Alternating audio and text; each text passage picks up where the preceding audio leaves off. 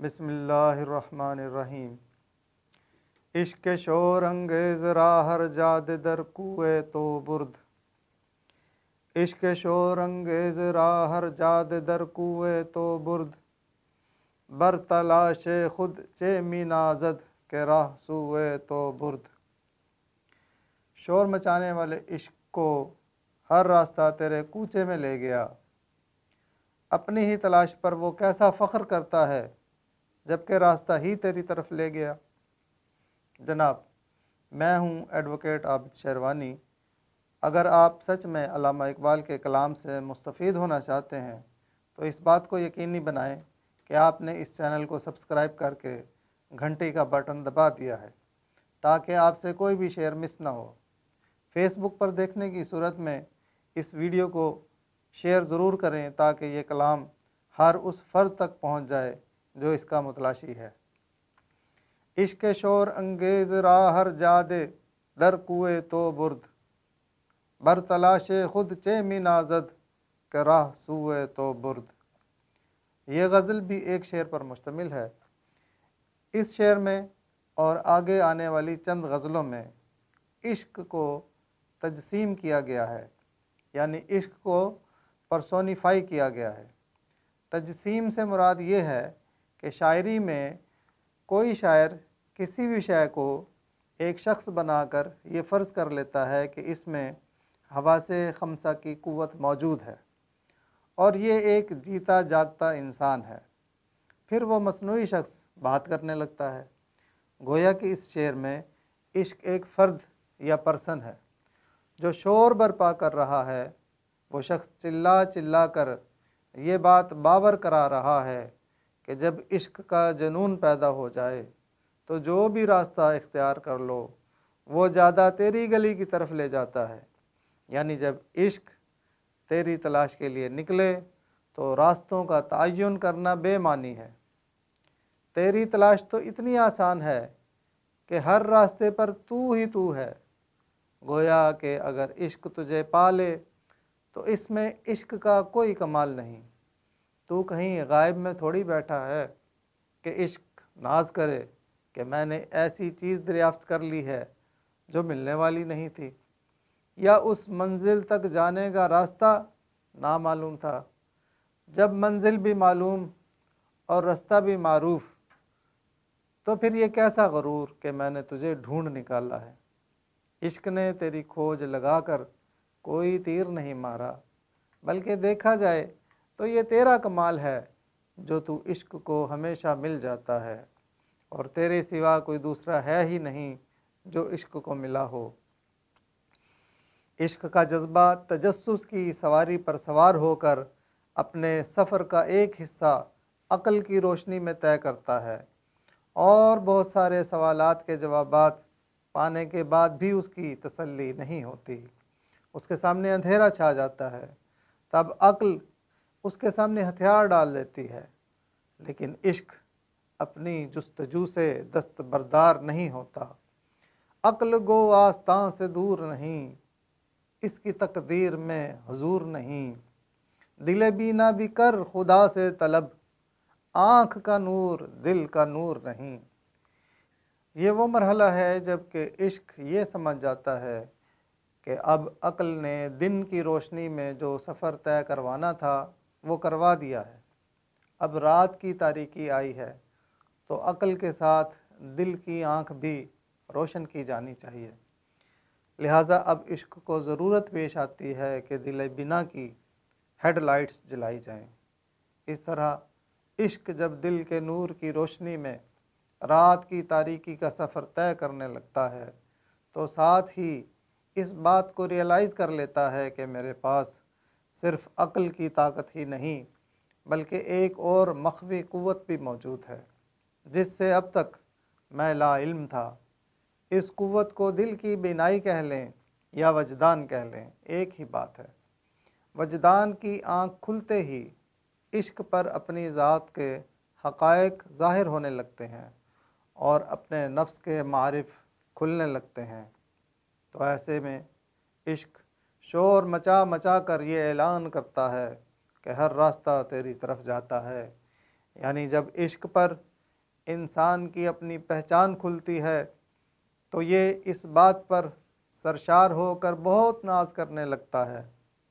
इस बात पर शायर का तबसरा ये है, ए इश्क तूने तो अभी अपनी शनाख्त पाई है, इस बात पर क्या घुमंड था, तू था और तेरी ज़ात थी, तूने तो अपने आप को तलाश करके कौन सा मार्का मार लिया है। हर मज़हब, हर दीन और हर फ़लसफ़ा इंसानों से पहला मुतालबा यही करता है कि अपनी ज़ात को पहचानो, नो योर सेल्फ, ख़ुद को पहचानो।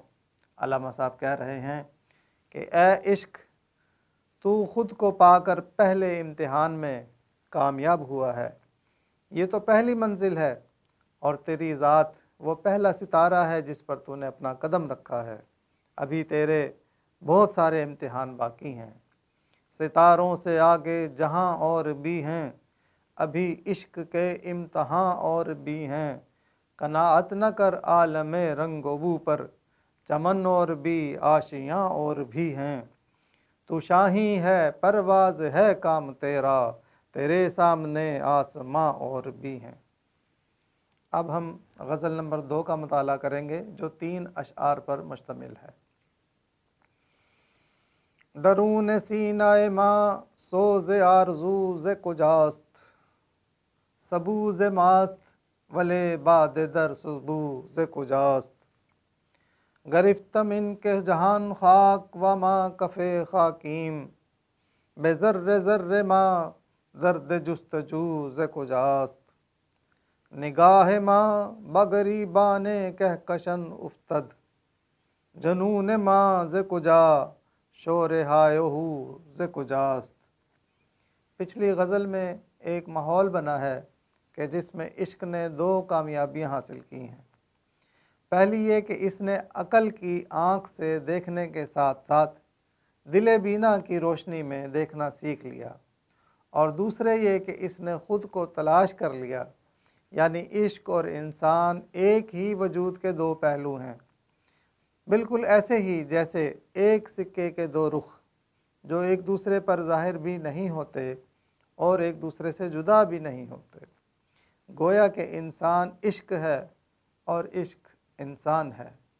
इस गज़ल में इश्क और इंसान एक मुकम्मल वजूद की सूरत में अपनी अगली मंजिल के दरवाज़े पर खड़े हैं, और यहाँ इनका सामना एक और सूरत हाल से होता है। दरून सीनाए माँ सोज़े आरज़ूज़ कुजास्त, हमारे सीने में तमन्ना की तड़प कहाँ से मिली है। सबूज़ मास्त वले बाद दर सबूज़ कुजास्त, सुराही तो हमसे है लेकिन इस बर्तन में शराब कहाँ से आई है। इश्क ने जैसे ही पहली मंजिल पर अपनी ज़ात की पहचान हासिल करने से फ़ुर्सत पाई तो वो ख़ुद की तरफ यानी अपने जिस्म की तरफ मतवज्जो होता है।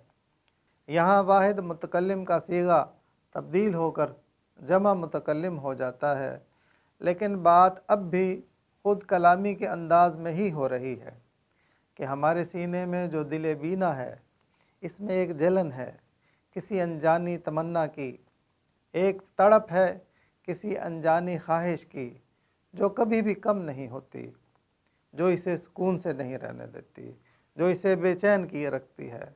अब इश्क के सामने ये सवाल उठता है कि ये आरज़ू, ये ख्वाहिश, ये डिमांड हमारे दिल में कहाँ से आई है।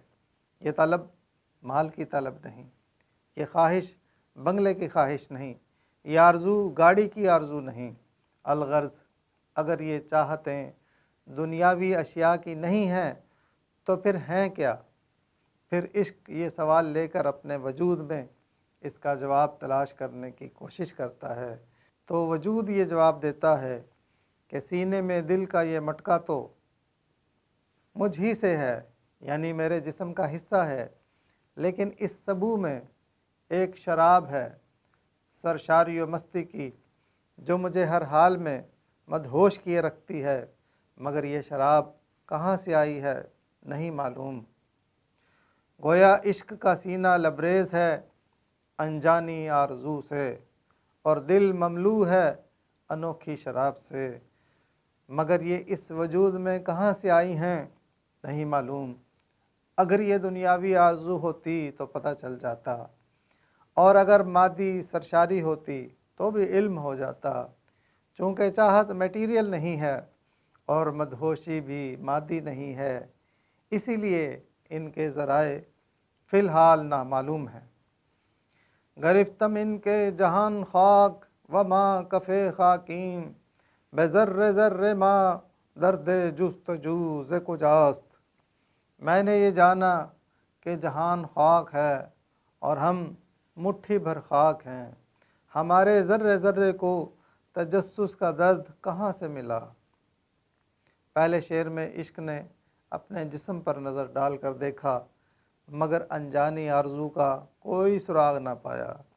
اس شعر میں عشق نے ایک اور قدم آگے بڑھ کر اس زمین پر غور کیا اور یہ سمجھا کہ میں نے اپنی عقل کی روشنی میں یہ جان لیا ہے کہ یہ زمین مٹی سے بنی ہے اور ہمارا وجود ایک مشت غبار ہے۔ جیسے دوسری مخلوق کا ہے ایسے ہی ہم بھی ہیں۔ وجودی اعتبار سے تو ہم اسی خاک سے بنے ہوئے ہیں جس سے تمام جمادات، نباتات اور حیوانات بنے ہیں، لیکن ہمارے ذرے ذرے میں ایک اضافی شے موجود ہے جو دوسری مخلوق میں ناپید ہے۔ پرندے صدیوں پہلے جیسے گھونسلے بناتے تھے آج بھی ویسے ہی بناتے ہیں۔ جانور ہزاروں سال سے جو کھاتے تھے آج بھی وہی کھاتے ہیں۔ کسی نے کبھی اپنے ماضی کو جاننے کی کوشش نہیں کی، کسی نے اپنے حال کو سنوارنے کی کوشش نہیں کی، کسی اور جاندار نے اپنے بچوں کے مستقبل کے بارے میں کبھی منصوبہ بندی نہیں کی۔ تو ہم یہ کیوں جاننا چاہتے ہیں کہ ہمارا ماضی کیا تھا؟ کیوں ہم ہزاروں سال پرانی تاریخ کا مطالعہ کرتے رہتے ہیں؟ کیوں ہم اپنے رہنے سہنے کے انداز بدلتے رہتے ہیں اور کیوں دن بدن ترقی کرتے رہتے ہیں؟ کیوں ہم نے ایسی مشینیں بنائیں کہ جن سے ہم ڈھیروں پیداوار حاصل کرنے لگے ہیں؟ کیوں ہم نے کھیتی باڑی میں اتنی ترقی کی؟ کیوں ہم نے اپنا علاج معالجہ شروع کیا اور جدید ہسپتال بنائے؟ کیوں ہم علم کی کھوج میں لگے رہتے ہیں؟ کیوں ہم اپنی اولاد کے بارے میں سوچتے ہیں کہ ان کا مستقبل کیا ہوگا؟ کیوں باقی مخلوق ان تمام باتوں سے عاری ہے؟ یہ کیوں کی چبھن ہمیں ہی کیوں ہے؟ یہ جستجو کا درد ہمیں ہی کیوں ملا ہے؟ اور اگر ملا ہے تو کہاں سے ملا ہے؟ اور جہاں سے یہ درد صرف ہمیں ملا ہے وہاں سے دیگر مخلوق کیوں محروم رہ گئیں؟ یہ کیسی تڑپ ہے؟ یہ کیسی عادت ہے؟ یہ کیسا رقص ہے؟ کیا یہ آوارہ پن ہے؟ یہ کیسا تجسس ہے؟ یہ تڑپ ہے یا ازل سے تیری خو ہے؟ کیا ہے یہ؟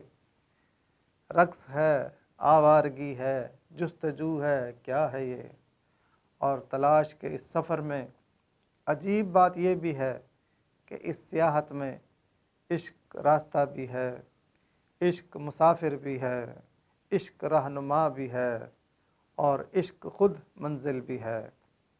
آہ کس کی جستجو آوارہ رکھتی ہے تجھے، راہ تو، رہ رو بھی تو، رہبر بھی تو، منزل بھی تو۔ اور جب کوئی جواب نہیں ملتا تو یہ عشق اسی جستجو کو اپنی پناہ گاہ بنا لیتا ہے۔ رہنے دے جستجو میں خیال بلند کو، حیرت میں چھوڑ دیدہ حکمت پسند کو۔ آخری شعر ہے کہ نگاہ ماں بے گریبان کہکشن افتد، جنون ماں ز کجا شور ہائے ہو ز کجاست۔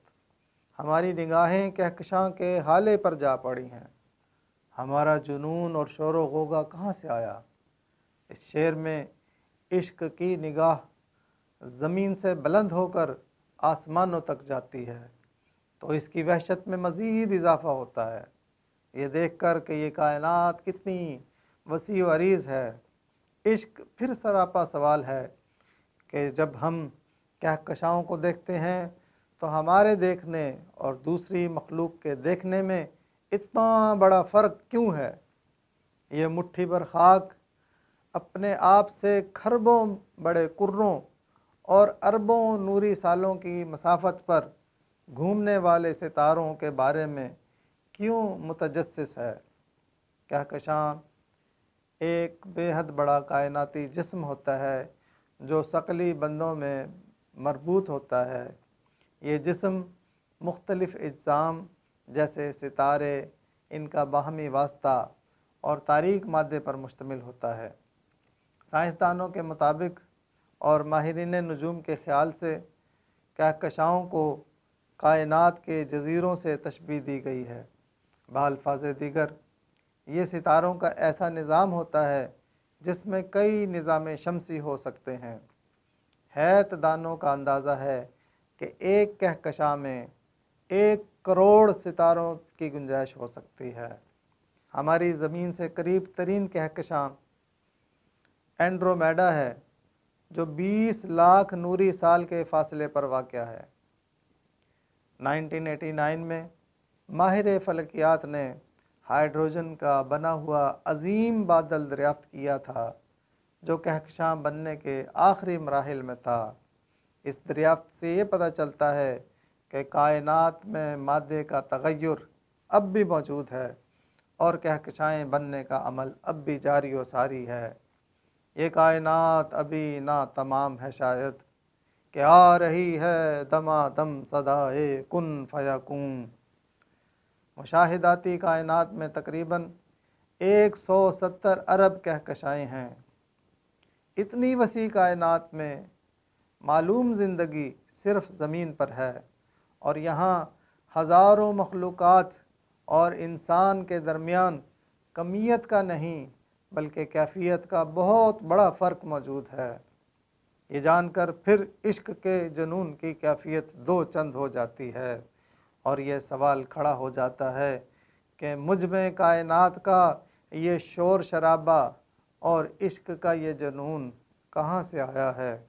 تب آسمانوں سے یہ صدا آتی ہے، اسی جستجو میں تیری بڑائی ہے، اسی آرزو میں تیری بلندی ہے، اسی کھوج میں تیری رفت ہے۔ عروج آدم خاکی کے منتظر ہیں تمام، یہ کہکشاں، یہ ستارے، یہ نیل گوں افلاک۔ دیکھتے رہیں اور شیئر کریں اور کمنٹس کریں۔ اقبال کی آواز عابد کے ساتھ۔